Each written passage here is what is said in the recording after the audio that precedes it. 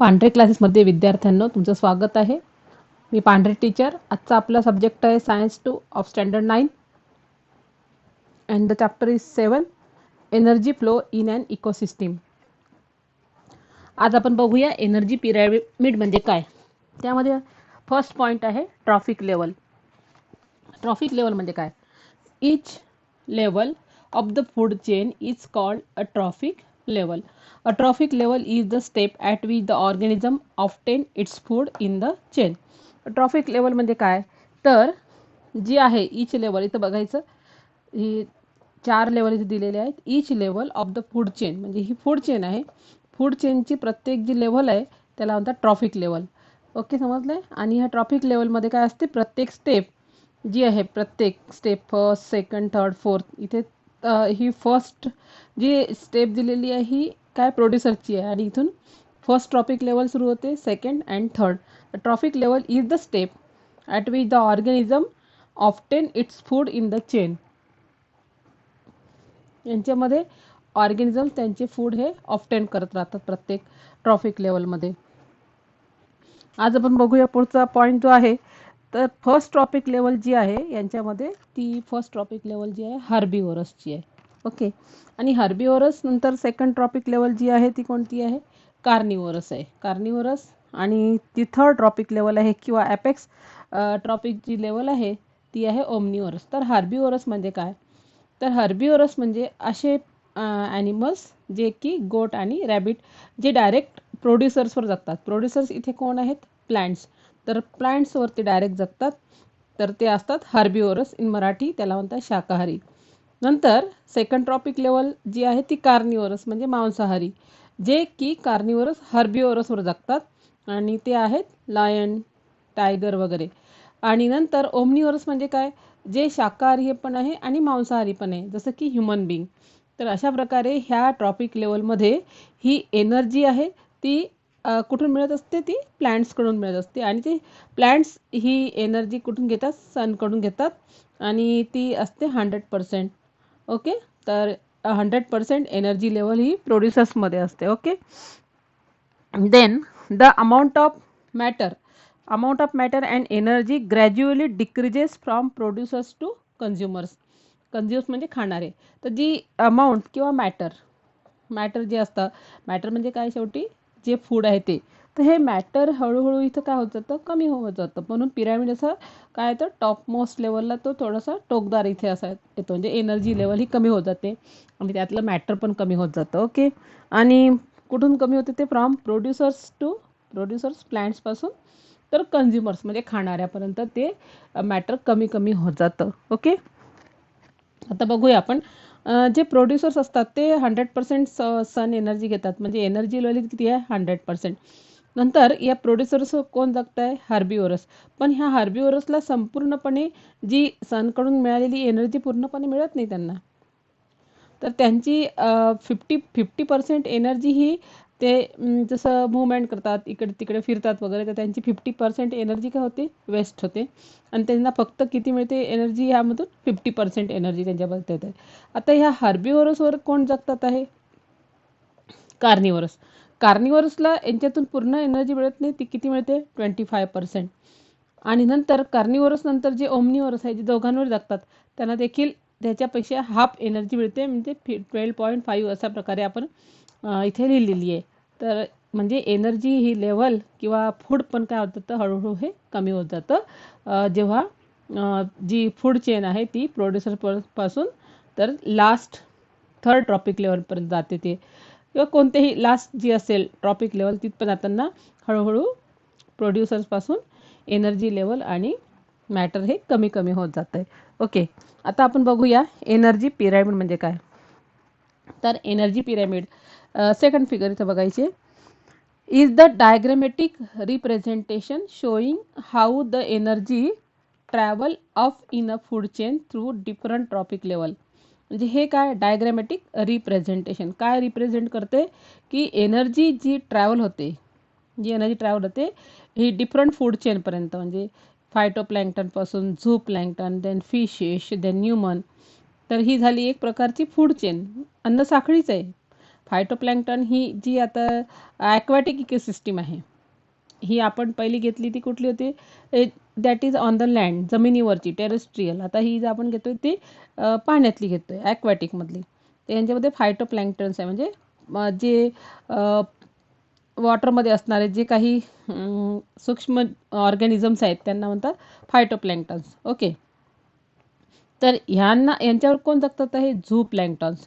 हे सूक्ष्मजीव जे आहेत ते फायटोप्लॅन्क्टनवर जगतात. ओके.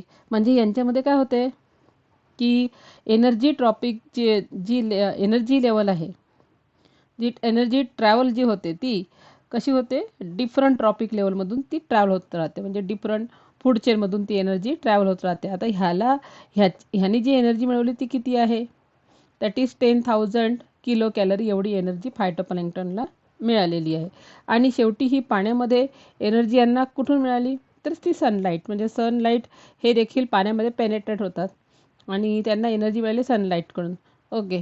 आता ह्यांना जी 10,000 किलो कॅलरी एनर्जी मिळाली, आता ह्यांच्याजवळ तेवढी एनर्जी आहे आणि ही एनर्जी यांनी कुठून मिळवली? सनकडून. मग ह्यांच्यावर कोण जगतात आहे? Zoo means animals. यांच्यावर जगणारे छोटे ऑर्गॅनिझम्स म्हणजे कोणते? Zooplankton. त्यांच्यामध्ये किती एनर्जी गेली? 1,000 किलो कॅलरी एवढी एनर्जी गेली. म्हणजे बघा कितीतरी कमी एनर्जी त्यांना मिळालेली आहे. म्हणजेच यामधून एनर्जी ट्रॅव्हल होत चालली ही फूड चेनमधून. ओके. नंतर त्यांच्यावर कोण जगतात आहे? तर फिशेस जे आहेत. फिशेस जे कोणाला खातात आहे? झू प्लॅन्क्टनला खातात. त्यांच्यामध्ये किती एनर्जी गेली? 100% आणि 100 किलो कॅलरी. नंतर फिशेसला कोण खात आहे? ह्युमन. म्हणजे यांच्यामध्ये किती एनर्जी गेली? 10 किलो कॅलरी. म्हणजे हळूहळू ही जी एनर्जी आहे ही कमी कमी होत जाते, आपल्या लक्षात आलं. आता ही एनर्जी मिळाली ती शेवटी कोणाकडून मिळाली? सनकडून. Means sun is the main source of the energy. आणि ही एनर्जी फक्त एकाच दिशेला ट्रॅव्हल होते, ती जी आहे सगळीकडे ट्रॅव्हल होत नाही. Means from this sun energy or solar energy, it travel from that is the first trophic level up to the last trophic level or third trophic level पर्यंत ती किंवा अपेक्स ट्रॉपिक लेवल पर्यंत ती travel होते.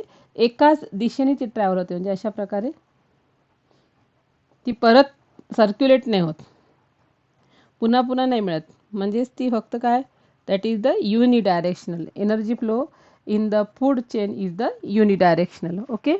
Then next आहे की the ultimate source of energy is the sun. माहिती आहे, इकोसिस्टम इज द सन आणि the flow of energy is the in the ecosystem is always the unidirectional. आता आपण सेकंड पॉईंट बघूया, बायोजिओ केमिकल सायकल.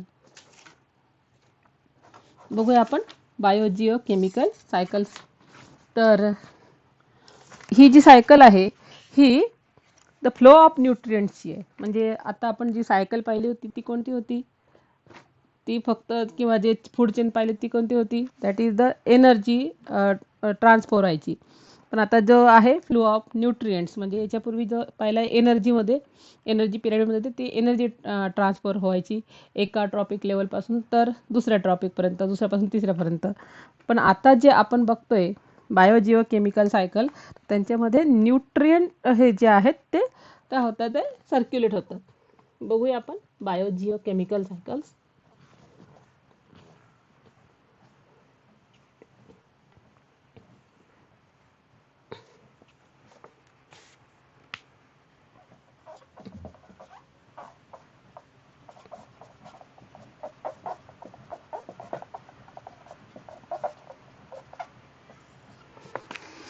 तर ही जी सायकल आहे, the cyclic flow of nutrients.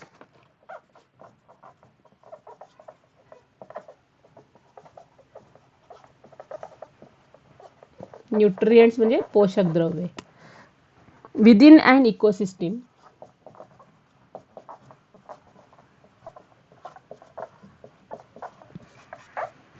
is called biogeochemical cycle.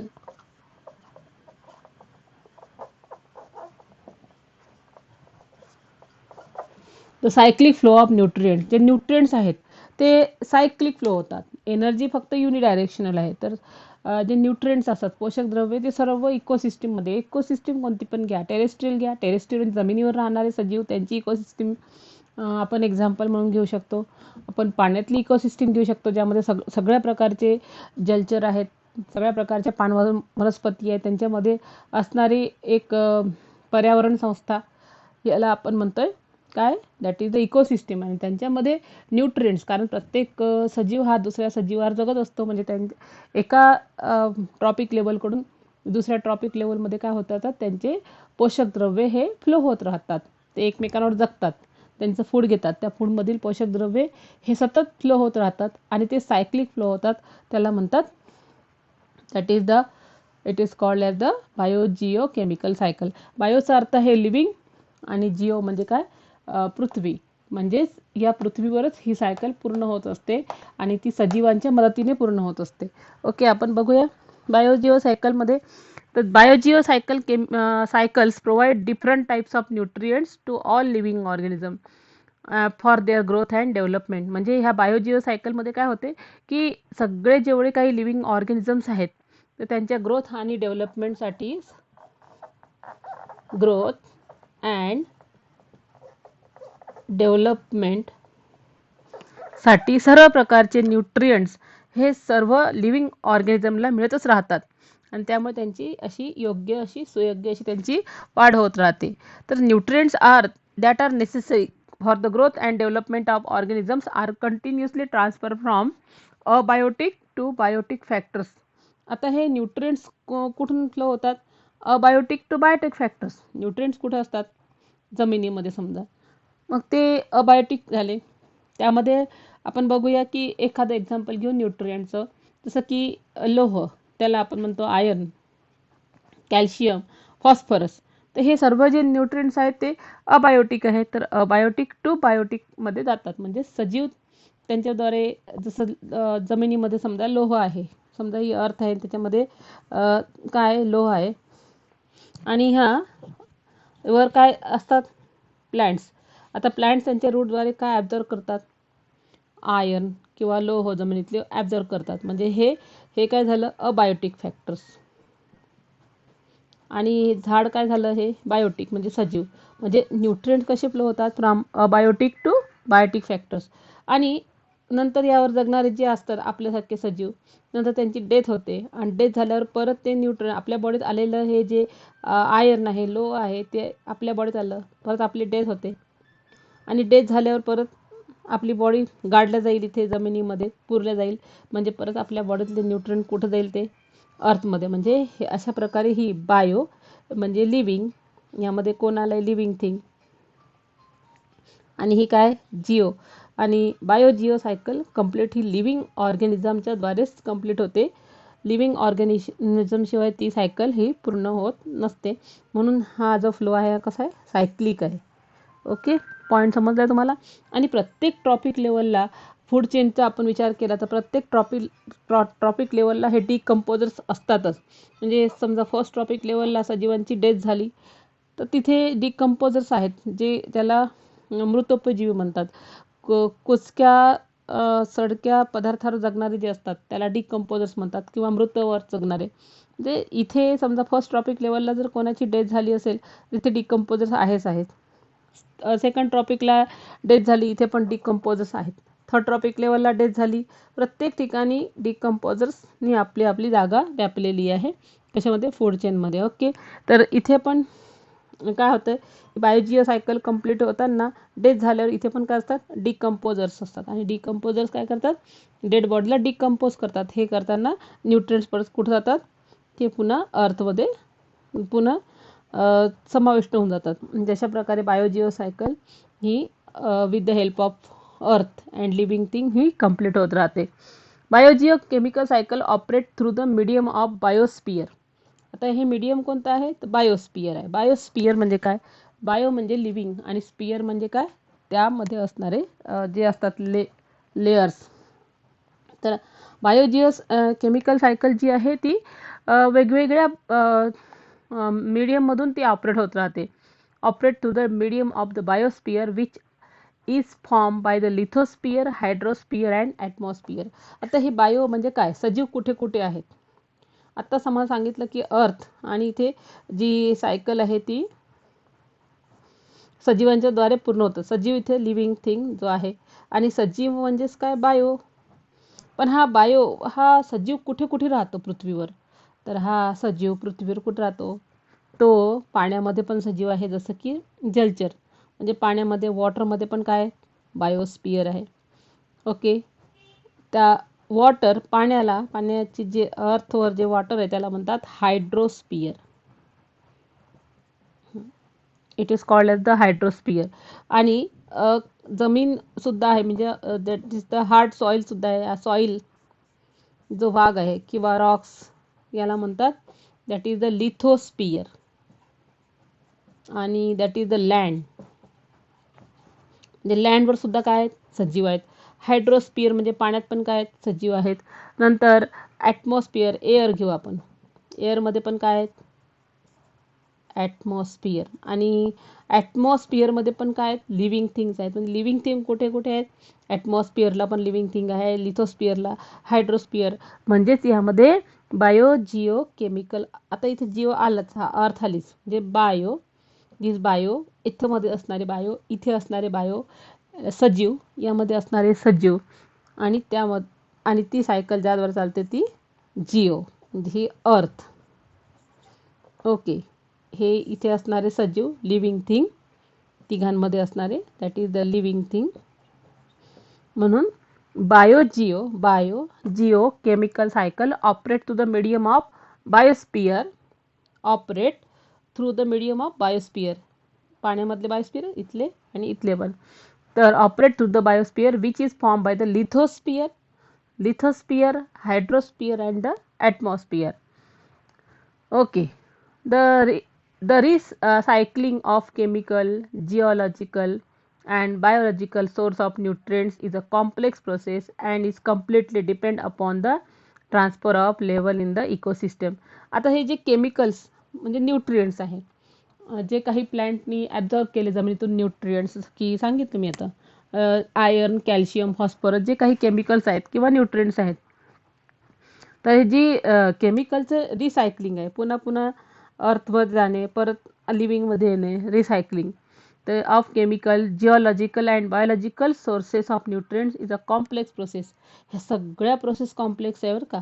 हायड्रोस्फिअरच्या असो, लिथोस्फिअरच्या असो, ॲटमॉस्फिअरच्या असो, ही जी केमिकलची सायकल जी आहे ना, ती अतिशय कॉम्प्लेक्स प्रोसेस आहे. आणि that is completely depend upon the transfer of energy level. आणि ही शेवटी जे रिसायकलिंग ऑफ केमिकल आहेत किंवा जिओलॉजिकल आणि बायोलॉजिकल सोर्सेस आहेत न्यूट्रिएंट्सचे, हे कशावर डिपेंड आहे, तर it is only depend on the transfer of energy level in the ecosystem. म्हणजेच एनर्जी लेवल कशी आहे, ते एनर्जीमध्ये जी एनर्जी आहे ती कशा प्रकारे ट्रान्सफर होते, यावरच ही बायोजिओ केमिकल सायकल ही डिपेंड आहे. ओके. किंवा जे रिसायकलिंग आहे केमिकलचं, हे फक्त आणि फक्त या एनर्जी ही कशी ट्रॉपिक लेवलला ही कशी ट्रान्सफर होते, यावरच केमिकल्सचं रिसायकलिंग डिपेंड आहे. समजा इथे स्टॉप झाले, नाही गेले पुढे, यांच्यावर कोणी जगत नाही आहे, संपलं इथे, जे केमिकल इथेच अडकले, प्रोड्युसर्समध्येच केमिकल राहून गेले, यांच्यावर कोणी राहिलेच, जगलेच नाही. इथे समजा हर्बिओरसनी हे केमिकल्स हर्बिओरसमध्ये आले, हर्बिओरसमध्ये यांच्यावर कोणी जगलेच नाही, कार्निवोरस, तर हे केमिकल्स याच ठिकाणी अडकून राहील, सेकंड ट्रॉपिकला हर्बिओरसच्याच बॉडीत ते राहील. म्हणजेच रिसायकलिंग होण्यासाठी प्रत्येक ट्रॉपिक लेवलला महत्त्व आहे, कारण त्याद्वारेच हे केमिकल ट्रान्सफर होत राहतात. ओके. देन आपण बघूया पुढचं, types of biogeo chemical cycles. Biogeo chemical cycles किती प्रकारचे आहेत, तर बायोजिओ केमिकल सायकल्स ह्या 2 टाईप्सच्या आहेत, गॅसियस सायकल आणि दुसरा आहे सेडिमेंटरी सायकल. तर गॅसियस सायकल म्हणजे काय, तर गॅसद्वारेच पूर्ण होतात, म्हणजे ॲटमॉस्फिअरद्वारे त्या पूर्ण होतात. कार्बन सायकल त्यामध्ये कार्बन डायऑक्साईड येणारच आहे, ऑक्सिजन सायकल आणि नायट्रोजन सायकल. तर ह्या सायकल कशा आहेत, गॅसियसद्वारे पूर्ण होतात, गॅसद्वारे पूर्ण होतात. आणि सेडिमेंटरी सायकल म्हणजे जी जमिनीद्वारे पूर्ण होते, जमिनीतले न्यूट्रिएंट घेऊन. आपल्या बॉडीमध्ये जे गॅसियस सायकलचा विचार केला तर आपल्या बॉडीमध्ये जो कार्बन येणार आहे तो बाय द ॲटमॉस्फिअर तो आपल्या बॉडीत येणार आहे. बायो आहे ना, आपण लिव्हिंग आहोत. ओके. कारण जिओचा अर्थ नुसतंच पृथ्वीवरचं पाणी किंवा जमीन नाही, तर जिओचा अर्थ त्याच्या भोवती असणारं ॲटमॉस्फिअर पण. ओके. म्हणजे ॲटमॉस्फिअर, हायड्रोस्फिअर आणि लिथोस्फिअर मिळून काय होतं, जिओ होत आहे. आणि बायो म्हणजे आपण. म्हणजे ही सायकल पूर्ण करायला आपल्याशिवाय पर्याय नाही, सजीवाशिवाय पर्याय नाही. म्हणून जे सायकल पूर्ण होते ती गॅसेसद्वारे पूर्ण होते, ॲटमॉस्फिअरद्वारे पूर्ण होते. आणि ती आहे कार्बन सायकल, ऑक्सिजन सायकल आणि नायट्रोजन सायकल. आणि दुसरी सायकल जी आहे ती कोणती आहे, सेडिमेंटरी, म्हणजे सॉईलमध्ये असणारी, सॉईलद्वारे पूर्ण होणारी. त्यामध्ये कोणकोणते केमिकल्स असतात, लोह आहेत, जमिनीमधून येणारे लोह. जसं ॲपलमध्ये पहा, आपण कट केला की ॲपल हा ब्लॅक होतो, कारण त्या प्लॅन्ट्समध्ये, त्या झाडांमध्ये लोह आलेलं आहे. कुठून आलं आहे ते, जमिनीतून. कॅल्शियम आहे, फॉस्फरस आहे, अदर आहे. तर ही झाली सेडिमेंटरी सायकल. ओके. तर आजचा व्हिडिओ मुलांना तुम्हाला कसा वाटला सांगा मला. जर तुम्हाला आवडला असेल तर तुम्ही लाईक करा, शेअर करा आणि सबस्क्राईब पण करा. ओके.